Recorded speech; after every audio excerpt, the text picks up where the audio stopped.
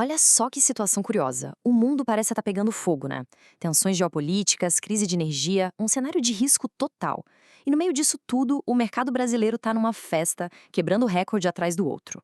Como é que isso é possível? É exatamente isso que a gente vai tentar desvendar hoje. A grande desconexão brasileira. E a pergunta que não quer calar é: essa euforia toda tem fundamento? Ou será que é só uma bolha, uma loucura coletiva que pode estourar a qualquer momento? Vamos mergulhar fundo nos dados para entender o que está acontecendo. Para a gente ter uma ideia clara do cenário, de um lado a gente vê as bolsas americanas lá no céu, batendo máximas históricas. Mas do outro lado, o mundo real está em alerta máximo. A gente está falando de uma das rotas de petróleo mais importantes do mundo bloqueada e da briga tecnológica entre Estados Unidos e China esquentando como nunca. Essa contradição é o ponto de partida de tudo. Mas olha, antes da gente focar no Brasil, a gente precisa dar um passo para trás e entender esse panorama global. O que exatamente está deixando o mundo nesse estado de instabilidade? Pois é, 2026 começou com o pé na porta. Primeiro, a China decidiu apertar os parafusos na guerra tecnológica. Logo em seguida, o Irã foi lá e fechou o Estreito de Hormuz, que é, bom, uma artéria vital para o petróleo mundial. O resultado? O preço do barril foi para a estratosfera. Agora, uma trégua bem frágil deu uma aliviada, mas o clima de tensão continua no ar. E esse gráfico aqui mostra o tamanho do estrago. O fluxo normal de petróleo por Hormuz, que é de 20 milhões de barris por dia, despencou para menos de 4 milhões. É um choque de oferta gigantesco. E o mais estranho é que, por algum motivo, isso não parece estar assustando os mercados. Por quê?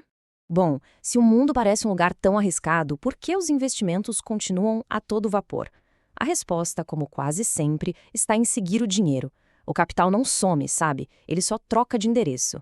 E a primeira pista de para onde o dinheiro não está indo é o dólar.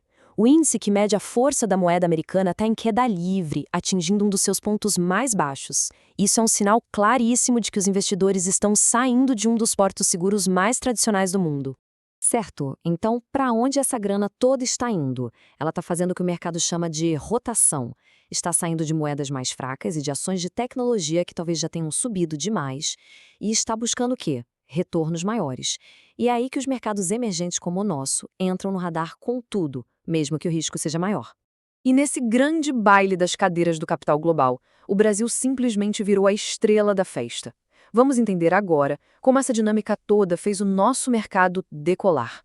E se a gente precisasse resumir essa história em um número, seria este aqui: mais de 31% de ganho em dólares só este ano. É um desempenho que deixa qualquer outro mercado do mundo, seja desenvolvido ou emergente, comendo poeira.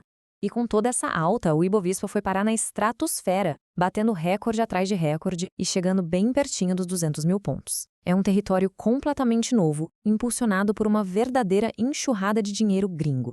E não é só a bolsa, não. O real também se fortaleceu pra caramba, superando com folga as outras moedas importantes aqui da América Latina. Ou seja, o investidor estrangeiro está fazendo uma aposta dupla no Brasil, tanto nas nossas ações quanto na nossa moeda.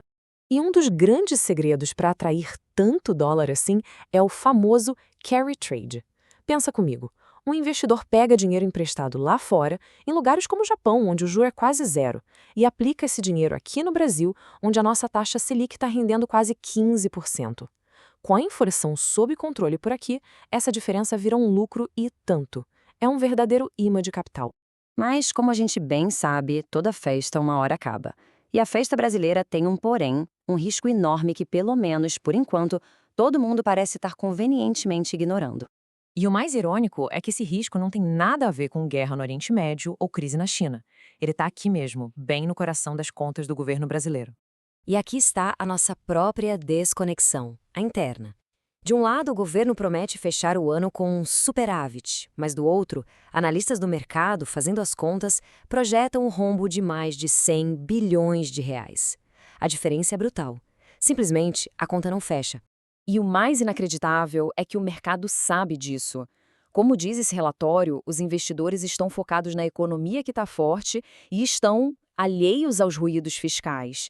Quer dizer, eles estão optando por ignorar a incerteza sobre como o governo vai pagar suas contas no futuro.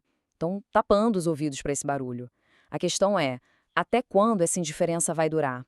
No fim, o que a gente tem é um delicado jogo de equilíbrio. De um lado, uma onda de dinheiro global inundando o país. Do outro, os nossos problemas fiscais domésticos, que não são pequenos. A pergunta de $1 milhão é: até quando a festa dura?